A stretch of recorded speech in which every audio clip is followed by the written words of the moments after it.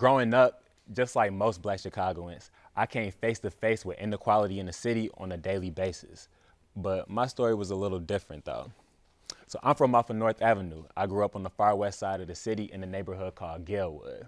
Now, Galewood isn't your typical west side neighborhood. Galewood is quiet. You can see people jogging through the neighborhood at all times of the year, outside walking their dogs, manicuring their lawns, things like that. It's that type of neighborhood. Galewood is also different because the houses that you see in Galewood are also really nice. You see nice, well-built brick houses with those well-manicured lawns. A lot of the houses have additions on the back of them. The other thing that you notice when you get to Galewood is who lives there. Galewood is more diverse than the rest of the west side, meaning this is one of the only places you'll see white folks living out west. In fact, growing up on my block, we were always one of the only Black families there. Now, to really understand this story, you should know that Galewood is a part of a bigger community called Austin. Outside of Galewood, Austin is over 90% Black and has struggled with decades of disinvestment and just everything else that comes with generational poverty.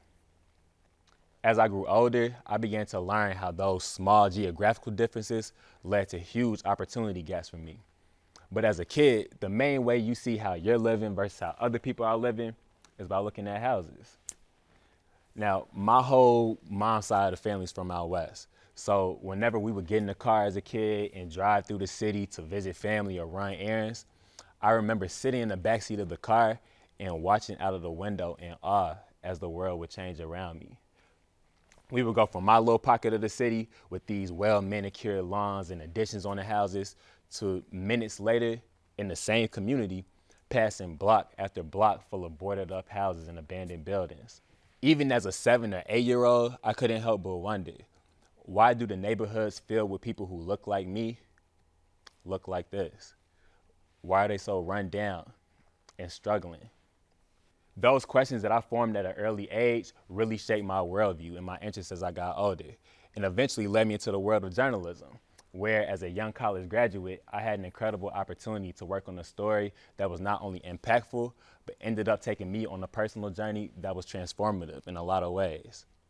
And that story, full of twists and turns and excitement that changed the way that I look at the city forever, was about, you guessed it, home loans, mortgages. Not exactly the most heart-pounding content, especially for me at the time. I was a regular 22-year-old and I had never had a reason to think about mortgages before. But this story was about to change all of that. So this is how it worked. We were broken up into reporting teams, and my team was given the topic of home lending. We studied this home lending data by looking at these spreadsheets that listed every single home loan that was made in Chicago from 2012 to 2018. We then mapped that data out across the city to really see where that money was going. And let me tell you, that map was crazy. It's a lot of things we could say about the numbers, but here are some key takeaways from the charts that we saw.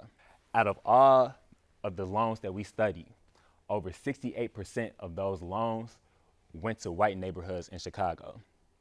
As far as the actual money goes, it was even crazier. For every dollar that was invested into Chicago's majority white neighborhoods, just 12 cents was put in the city's Black neighborhoods. And the disparities varied by lender. Chase Bank is the biggest bank in Chicago, and they lent over 40 times more to the city's white neighborhoods than they did to the Black communities in Chicago.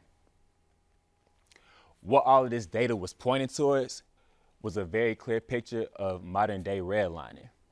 Despite the fact that housing discrimination had been outlawed decades ago, the fact of the matter is Black communities are still not being lent to equitably in the city of Chicago.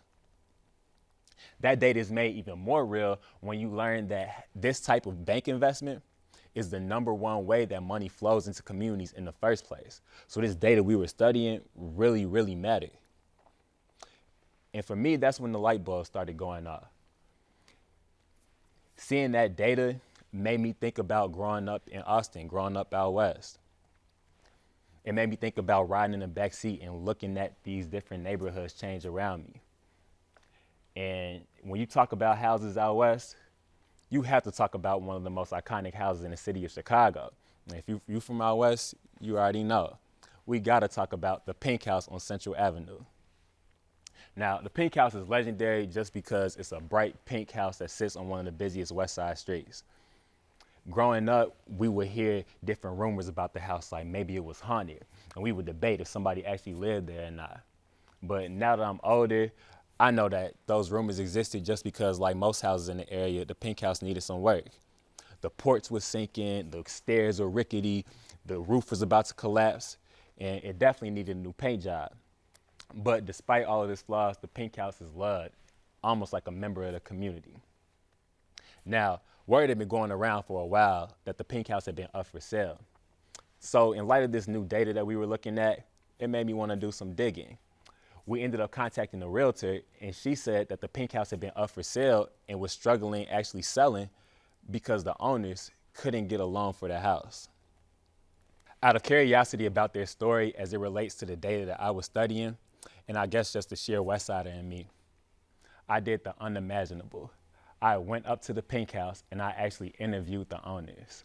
On a rainy spring day, me and my producers went up to the Pink House and we were greeted by Yolanda Anderson, her mother, and the realtor that was helping them sell the house.